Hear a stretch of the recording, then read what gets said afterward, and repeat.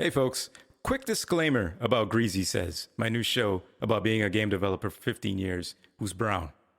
Okay, Greasy Says contains explicit language, adult situations, and viewer discretion is strongly advised.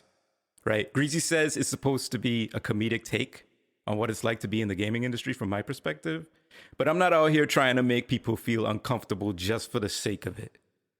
So, to sum it up, I have a potty mouth. Don't let your kids listen to this shit. And kings and queens above 18 only. Let's try that. All right? Lay is... Haha, let's get this party started. High def with the flow. Greasy Says.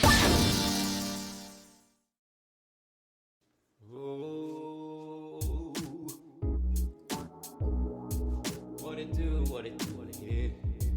What it do, what it do, yeah. What it do, what it do, yeah. What it do, what it do, yeah. What it do, what it do, yeah. Crazy in the building, what it do, yeah. What it do, what it do, yeah. Greasy people on me, on me. Greasy people on me, on me. Yo, greasy people on me, on me. Greasy people on me, on me. You need some greasy people on me. What the fuck is going on, greasy people? It's me, Greasy, and I would love to welcome you back to another episode of Greasy Says. It's my show. I am a game developer for 15 years. I've been doing this a long time. I'm a somewhat of a vet in the industry. I've been here for a while. And my job is to show y'all out there what it feels like to be a brown dude in the gaming industry, which is a predominantly white industry. I want to show y'all what that feels like. I want y'all to feel what that feels like. Sometimes it's not so different from how a white person might experience it. We all have similarities in life. This is the beauty of society. We can connect with anybody. But there are some unique circumstances and unique perspectives that me and people in the brown community, black community, non-white community experience, and we share a sort of we share the experience of being a game developer. Trans people have a unique experience. You know what I'm saying? Gay people have a unique experience. And so this is my experience.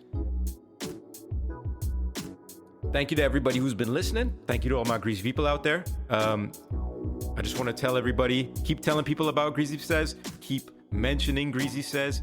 At me on fucking social media. And very important, my wife told me to tell you guys this. You guys and gals this. Go to either Apple Podcasts or Google Podcasts or anywhere you can rate this podcast on whatever platform you listen to. Please rate Greasy Says, because if you review the podcast, it'll help other people find the podcast. Because if someone's looking for some hot shit about games and they're looking for a particular niche, one of which I happen to occupy, right? It helps them find me. It helps them become greasy people like us. So it takes 30 seconds. You just go, you hit fucking whatever star you think the show deserves. And if you feel like writing some shit, it could be poetry, it could be dog shit. It's up to you.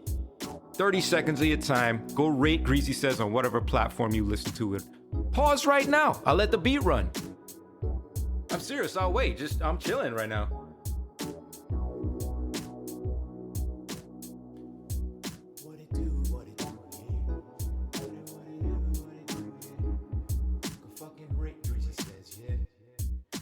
Waste my fucking time, yeah. Go fucking rate Greasy Says, yeah. What it do, yeah. Cause I need some greasy people on me. I need more greasy people on me. Did you do it yet? I need some people on me. Need some more greasy on me. Did you do it yet? I won't start the show until you do it. I'm just kidding. I won't do that to you. So, update on me, right? My kid is amazing. He's growing every day. He's a new man every day. It's incredible to watch. You don't get it if you're not a parent, and it's probably super fucking boring if you're not a parent. So I'll try not to bore you for too long. But here's the thing.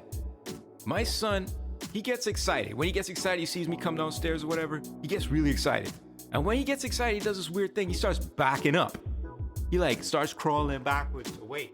He'll be like mad excited and be like, yeah, what's up, man? And then he just start backing away from you. My son backs it up like a cougar at like 4 a.m. at the bar when like that Bon Jovi song come on or whatever the fuck they feeling. You know what I mean? That fucking Cisco song come on and they start backing it up. That's what my son does when he gets excited. You know what I mean? Let me see that. You know what I mean? Just backing it up. It's kind of disturbing. The Wolverine trailer for the game, the Wolverine game, that is being developed by the same folks. Who fucking made Spider-Man? Oh my God, I'm the worst. Insomniac made Spider-Man, right? Correct me if I'm wrong. If Insomniac didn't make Spider-Man, the latest Spider-Man, but they're making the new Wolverine game. What? My boy was mad excited about that, and then he was like, "You gotta check out the trailer." And I went and checked out the trailer, and it's the most lackluster shit. It's a CG scene of Wolverine sitting on at the bar. A bunch of motherfuckers get beat up. He's still sitting at the bar, and then a dude get up, try to take him out, and then you see the snicked, his claws come out or whatever. That don't impress me, dog. I'm a game developer. I don't care about trailers, okay? I made 1 million trailers. I used to get super psyched about trailers, especially CG trailers, because they look so cool and everything. But that's not the fucking game. Don't lie to me. You're lying to me. I know you're lying to me with the beautiful graphics and the music and the pacing that have nothing to do with gameplay. But because Insomniac is behind it, I'm excited. How are they going to pull it off? Which direction are they going to go? Definitely going to be third person, right? Has to be third person action. Has to be open world because, oh God, you can't have a game that's not open world anymore. God forbid you have a linear fucking game. Gotta be open world. I just wonder how they're going to handle combat. They gotta bring it down to the ground, right? We're not flying through the air like Spider-Man. But are you going to be crowd controlling? Is it going to be like more like one-on-one Batman style, or is it gonna be like, well, Spider-Man and Batman have similar combat mechanics, but I feel like Spider-Man uses more of the vertical space and has like a wider range of combat around Spider-Man than Batman does.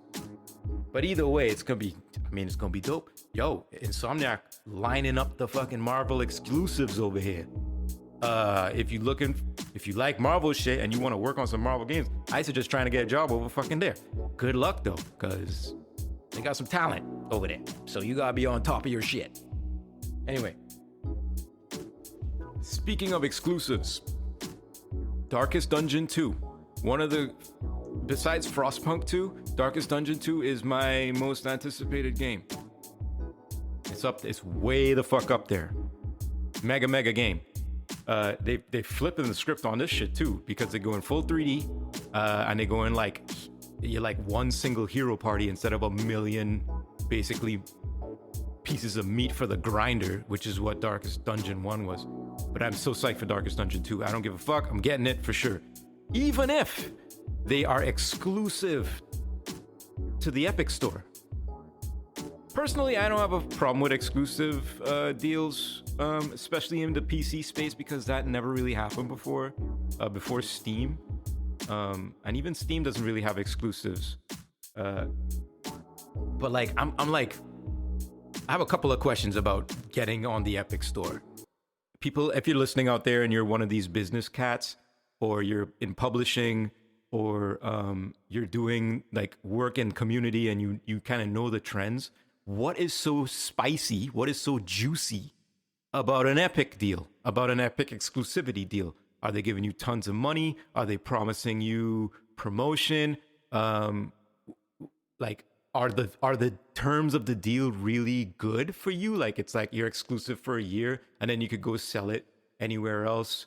How is the deal structured when you get an exclusive deal with Epic Games? Very curious about that. Reach out to me. Greasy Says on Instagram, TikTok, Facebook, fucking LinkedIn. I'm not on LinkedIn. But like, find me and tell me if you're one of these people in this space. How do those deals work?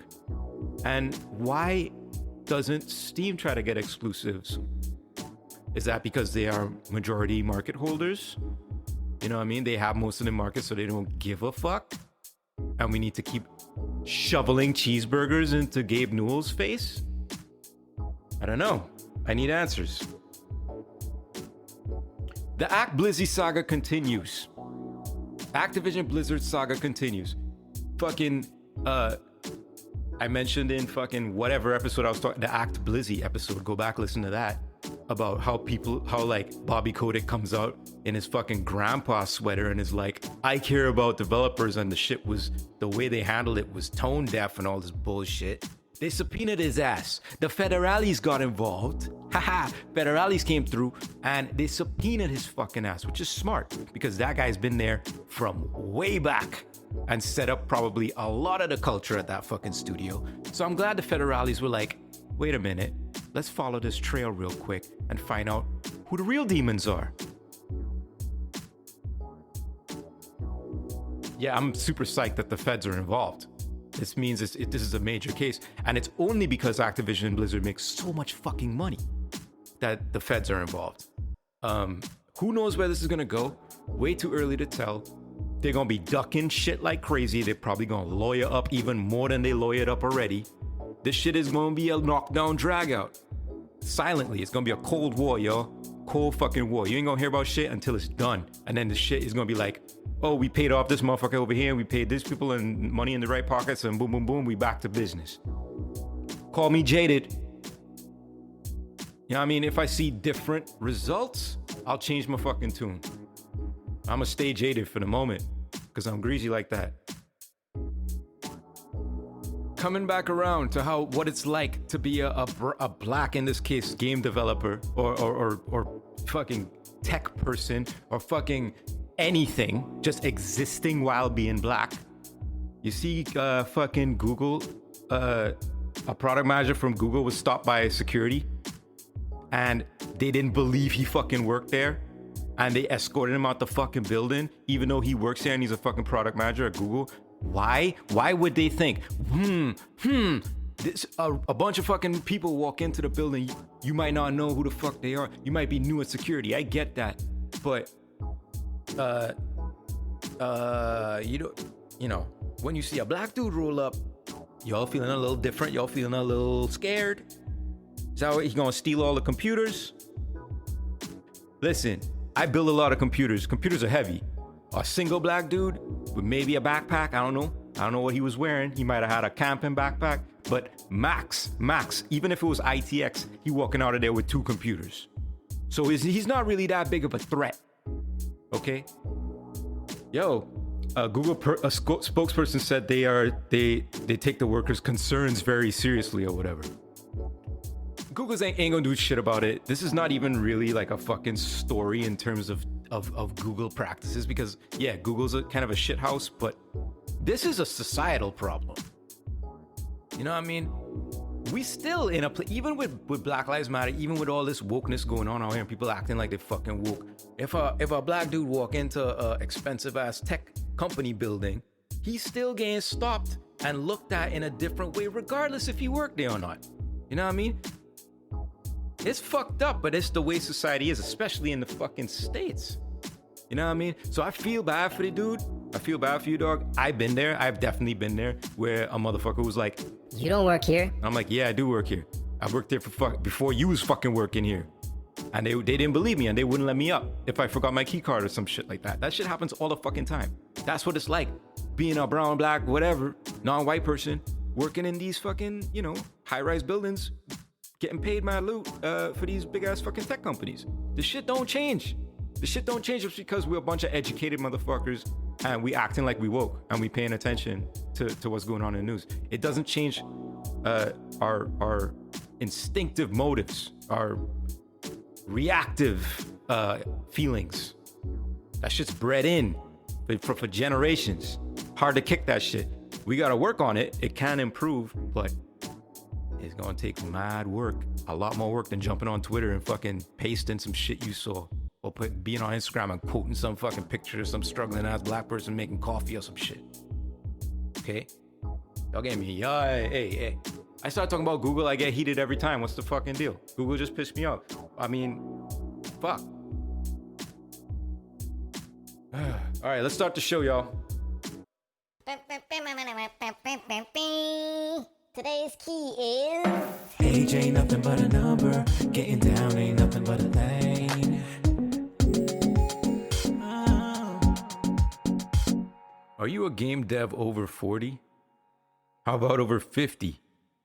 Ooh, how about over 60? Is that possible? Do your thumbs even work, Gandalf? Video games have long been considered a young person's interest. When I was coming up, my mom and her friends were convinced that video games were a waste of time. My mom didn't even buy me my first console. I bought it, which turned out to be an incredible lesson in self-reliance, motivation, and understanding money on her part, so bravo, ma. Even now, when I talk to folks involved in the HBCU community and parents of kids today, some of whom are younger than me, there's still this general view that video games as a profession is a pipe dream. A silly hobby that will eventually fizzle out, like vaping or the pornography. Well, needless to say, video games didn't fizzle out for me, and thousands of others who turned their love of games into careers. Streamers, pro gamers, journalists, venture capitalists, entrepreneurs, and developers all started as kids with a dream to be part of the magic of the video game industry. Everybody's got a dream. We grew up and started creating entertainment for the next generation. A great responsibility, one of which we may or may not have botched, but that's like a talk for like another time. Some other time. What I want to talk about today is a realization I'm coming to recently. I think I'm part of the older game dev community. You know what I mean? Like, there are many others like me. We all grew up as gamers, and we grew up as developers. We grew up as gamers and as people, and we changed the industry. Some of us fought for characters we wanted to see in games, stories we wanted to hear, perspectives and worlds we wanted to fashion and experience. We started creating the games we wanted to play. But as we grew, quietly in the background, something happened in plain sight, but nobody noticed. We got old. You old and you funky. You old and you funky. Ew, you old and you funky. You old. Trying to get that Medicate. I look at all the guys, because frankly, there weren't many women making games that I knew about coming up. And they're all old guys now. All the great designers and creators out there are in their 50s and 60s now. Maybe even older. I mean, Shigeru Miyamoto, the coolest name in the fucking world. He might be childlike forever because of the games he makes. But isn't that dude like 157 years old? Sid Meier, Gabe Newell, Tim Schafer, Eiji Aonuma, Hideo Kojima, David Jaffe? Is it Jaff or Jaffe? I never knew. All these guys are over 50. Legendary developers, but all of them are over 50. Does that make them any less brilliant or relevant? As gamers get younger and developers get younger, I wonder if there will be a disconnect culturally around the issue of age. I wonder if that generational bias will start affecting who can get jobs in games. You know what I'm saying? Whose ideas get listened to. I've been in many a meeting where junior team members or cats fresh out of college enthusiastically contribute to meetings, oozing with ideas, only to be shot down over and over because of generational politics. You don't know what you're talking about, kid. You haven't been doing this for as long as I have. Why, back in my day, I gave John Carmack a foot massage, and he told me that rendering technology is the secret to great games, not gameplay. The old guard does have a way of hoarding the gold, so to speak. They act like they need to protect the keys to game design from inexperienced game devs. For what reason, I don't fucking know. They need to impose their sensible will upon the fate of game development practices and uphold the purity of game design, like they're a troll under a fucking bridge. You cannot pass. Try and I shall flay thine ass. I've been there. It's aggravating. It's belittling. It makes you feel like they think you're dumb. It makes you feel like the elder devs don't respect you. And some of them don't. But getting my ideas shot down did thicken my skin, and it made me softer, especially to younger devs who are so full of piss and vinegar that they might come across as hasty, perhaps inexperienced. With age comes wisdom, and most importantly, perspectives. Old folks just have that. More perspective because they've been alive for more time. That's why grandma always has all the answers.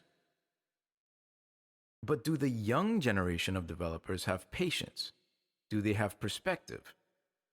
Do they value what older devs bring to the table on a team? There's no doubt that there's a prejudice against old people, right? They're slow, stubborn, they have antiquated ideas, they take a long time to say everything. They're usually more racist than the last generation. They get sick more often. I mean, just hurry up and die, old man. People calling folks boomers and exposing how backwards the old guard is. I feel like it's only recently that people have started asking why the fuck all these 70 and 80-year-old people run the country.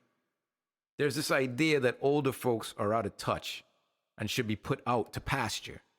I mean, don't kids say that nearly anything an older person does is cringe? That shit's hilarious to me. There is some truth to this, though, as some older folks are less likely to change and take on new ideas. It's just facts. I've seen this in game development where older devs would rather rehash old ideas and systems rather than make new ones or break any sort of mold. Older folks have a tendency to homogenize and bastardize youth culture as a way to appear relevant, kind of like those old gaming commercials from the 90s. Also, older folks tend to hold on to sexism, even if it's subconscious, and you end up hearing female team members being talked down to, or called disagreeable, emotional, and all the things I mentioned back in fucking episode 3. And let's not forget the super obvious, but somehow always overlooked, systemic racism that exists within the older guard. The look you get from both older men and women when you walk into a high-level meeting wearing that luxurious ass brown skin, the way they fidget in their seats as they try to stuff down years of conditioning, the way they throw in slang when they talk to you to try and impress you and fill the air with their own voice, desperately trying to suppress their own feelings of Fuck! Change is coming. Change is coming. Some old folks have a hard time letting go of their youth, which makes it hard to accept youth replacing them. They put up walls and sandbag young devs. Unfortunately, doing that just pushes more young people away. Don't push me away. But on the other hand, young folks treat old folks like an old iPhone that doesn't have USB-C charging. Like, What the fuck are you doing here, TED Talk? I think both generations bring important value to game development. Older devs have tricks and tips, techniques in creating games that save time and effort. They have a deeper understanding of where games have been and how the simple ideas of the past are still relevant today.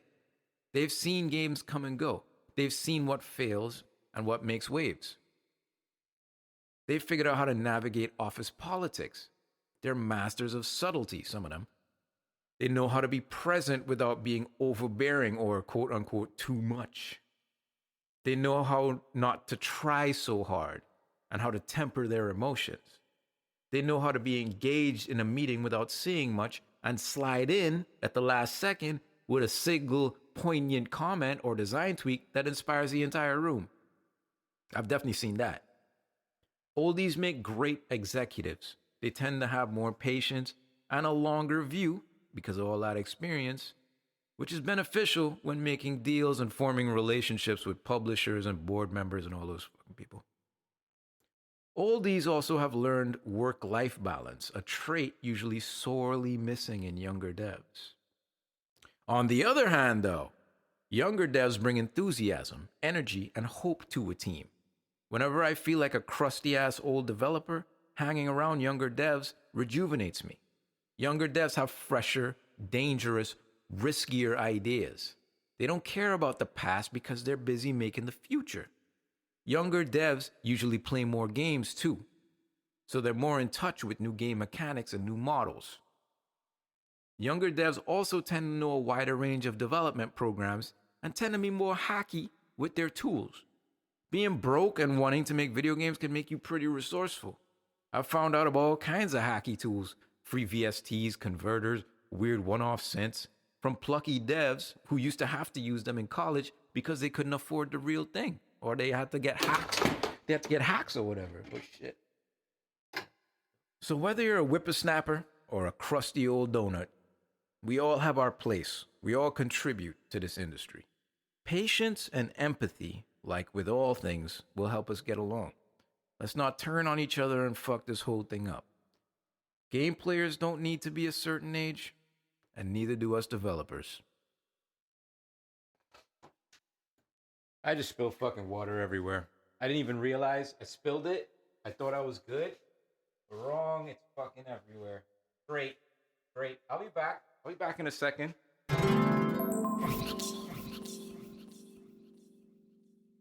Yeah, I always think about that, like becoming the old dev.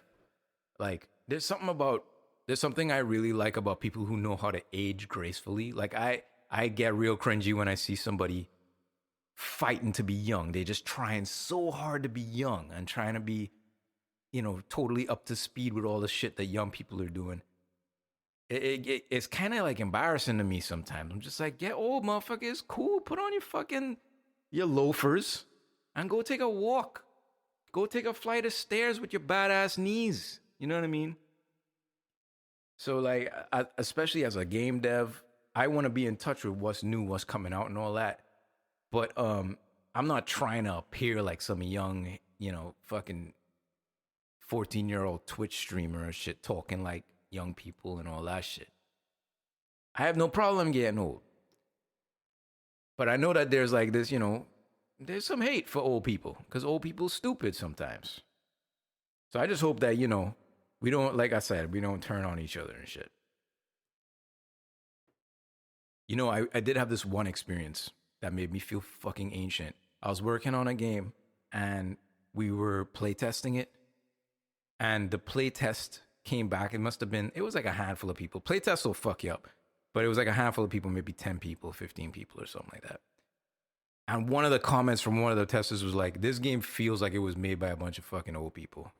I was like, damn, bruh. You ain't got to say it like that, you fucking prepubescent fucking kid. You got to be like that. I got offended. I mean, they were right, though. They were right. The vibe that some of the shit we was working on did have a kind of older take. The style was a little bit older. But damn, bro, you ain't gotta fucking put it out like that. Playtest, boy. Playtest will make you feel like go from feeling like $1 million to like a penny. But I also remember looking at some of the older devs that I came up with, and they were in their like director positions or whatever. And I used to think, these motherfuckers don't know what the fuck they talk. They don't know what's good. They don't know good music. They don't know good fucking movies. They don't know good art. They don't know nothing. They don't know fashion. You're looking all crusty. Your shit is all fucked up. Why don't you comb your hair? You know what I mean? And like, I used to think they were mad boring because I want to go out and party and drink and smoke and do all kind of wild shit, fuck around with people. And they wanted to fucking go home to their families. You know what I mean? And I used to think that's corny as fuck. Or like I would be on a trip. I went on this trip with this motherfucker, a business trip, to record some VO. And I'm like, yo, it's the end of the day. The session's over. We've been in this fucking studio for like 6 hours. Let's get the fuck out there and fucking see the town and wild out. And he was like, nah, I'm going back to my hotel room. I'm going to fucking eat some ice cream. And I'm calling my kids on the phone with video chat with my fucking kids. And I was like, this dude is corny as shit. But now I get it. Because if I go on a business trip now and I'm fucking around talking to all these people all day long, the last thing I want to do is go out and party at night. Well, maybe not the last thing. I mean, I still like to throw down and shit. I still like, I still make time for that shit. But I get the like, yo, I'm going back to the room. Get me back on the plane. I'm going back to my family. I understand that now.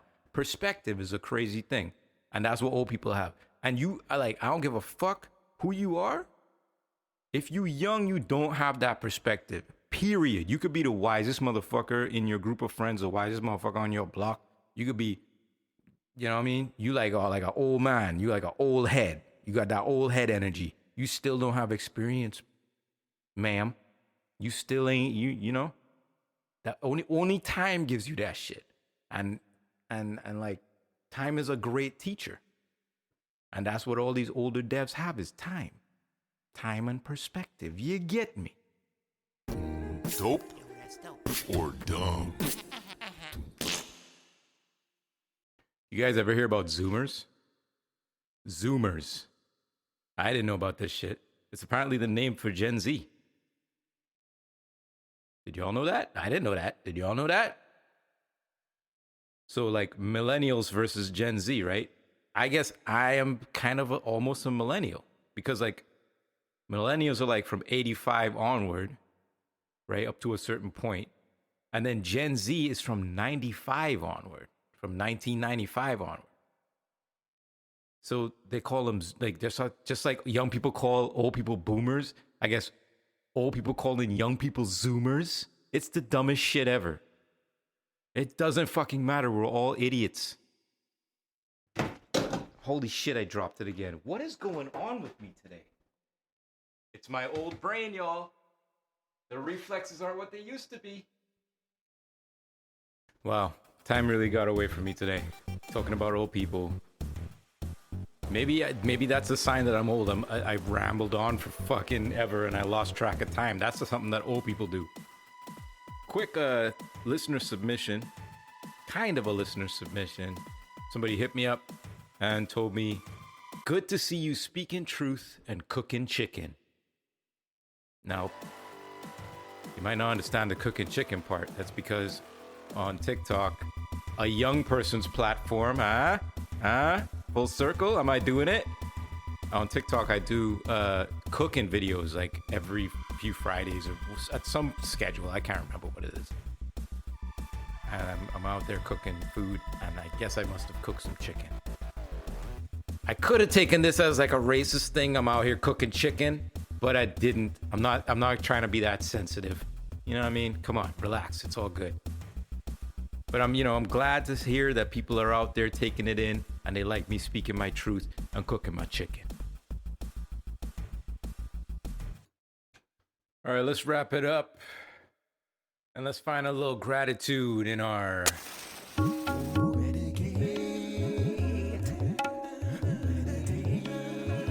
Medicate and meditate.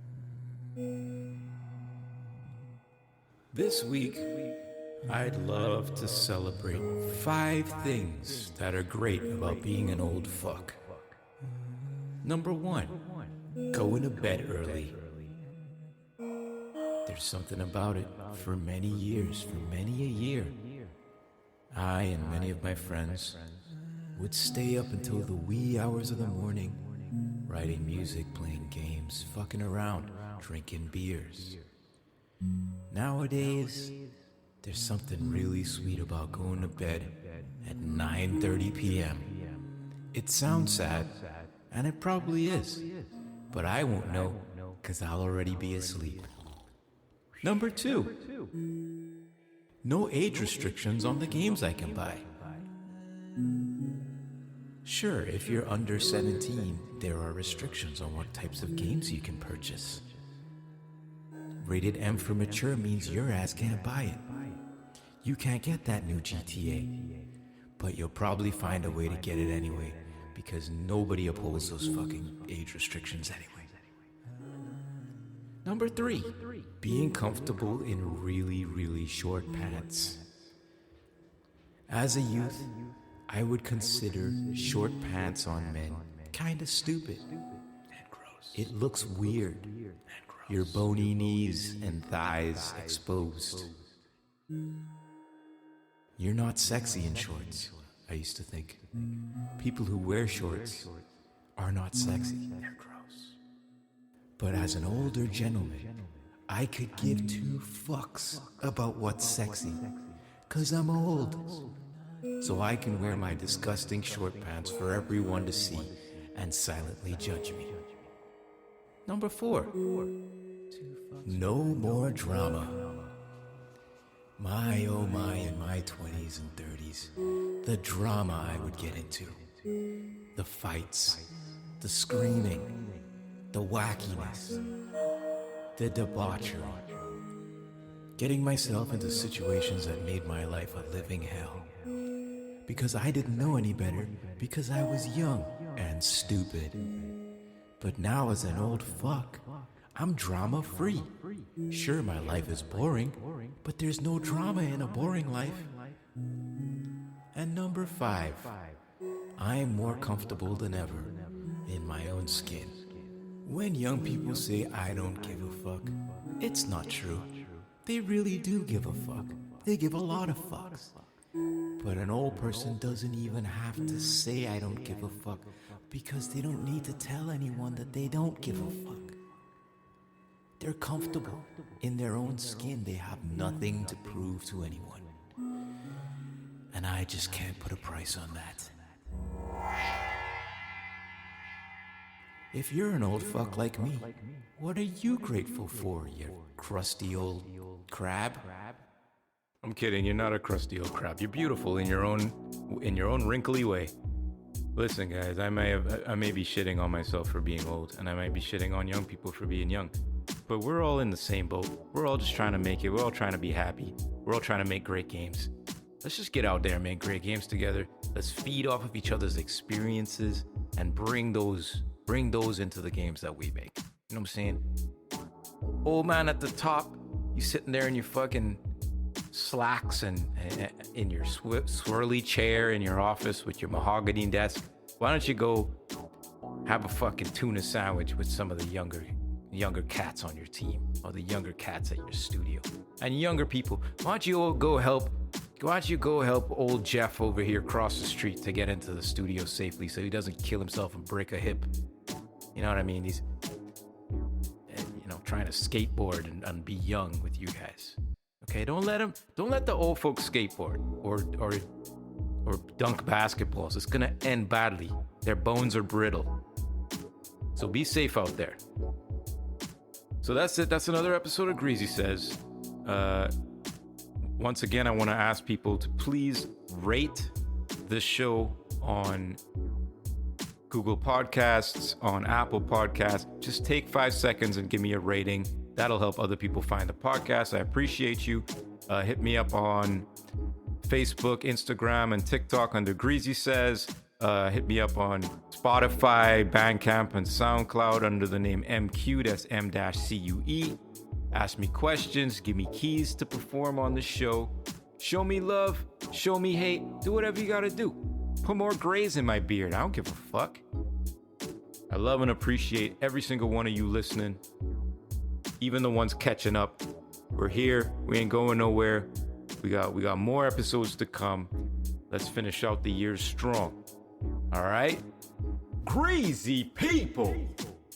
Thank you for coming out. Remember, like, subscribe, comment, give me feedback on the show. Tell me to take my Viagra. And until next time, it's me, Greasy.